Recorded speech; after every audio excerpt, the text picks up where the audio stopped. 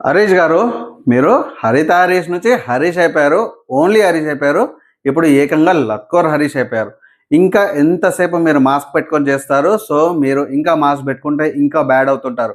మీకు తెలీదా ఇది నేషనల్ ఛానల్ అని చెప్పేసి? మీకు తెలీదా ఎంతవరకు యాంగ్రీ ఉండాలి? మీకు తెలీదా ఎలా బిహేవ్ చేయాలని చెప్పేసి? అంత యాంగ్రీ ఎందుకు? ఎవరన్నా మీకు అంత కోపడ్డారా? మీరు టెనెంట్స్‌గా అంటే మీరు ఓనర్స్‌గా ఉన్నప్పుడు టెనెంట్స్ ఎవరైనా అంత కోపంగా పడ్డారా? అంటే తనుజ అంత మాట్లాడిందా? తనుజ జస్ట్ మీరు ఊహించుకొని మాట్లాడండి కరెక్ట్‌గా చెప్పండి అంటే మీకు అంత కోపాలొచ్చాయి. మీరంత కోపంగా ఉంటే అసలు తనుజ గాని, ఓనర్స్ గాని ఎవ్వరు ఏమంటలేరు. వాళ్ళు చాలా లీనియన్స్ ఇచ్చేసి ఇంకా ఈవెన్ నాగార్జున గారు క్లాస్ బీకారు. ఆడియన్స్ కూడా క్లాస్ బీకుతున్నారు. వాళ్ళు అంత లీనియన్స్ ఇచ్చారు. అయినా గాని మీరు ఒక్కసారి కూడా ఎంత కోపంగా ఉన్నారో అన్నీ ఎక్కడియి అక్కడ పెట్టేది ఉంటే ఇంకా టెనెంట్స్ ఎందుకు? వాళ్ళ పనులు ఎందుకు చేస్తారు? సో, ఓనర్స్ పనులు ఓనర్లు చేసుకోవాలనుకుంటే మీకు అంత యాంగ్రీ ఎందుకు? నాకు తెలిసి అసలు అనవసరంగా నాగార్జున గారు ఇంకా వెయిట్ చేస్తున్నారు. రెడ్ కార్డ్ ఎప్పుడో చూయించాలి. హరీష్ గారికి డెఫినెట్‌గా ఇంకా పెద్ద హామీ అయ్యే ఛాన్స్ ఉంటుంది. సో, హరీష్ గారికి 100% రెడ్ కార్డ్ చూపించి బయటికి పంపించాలి.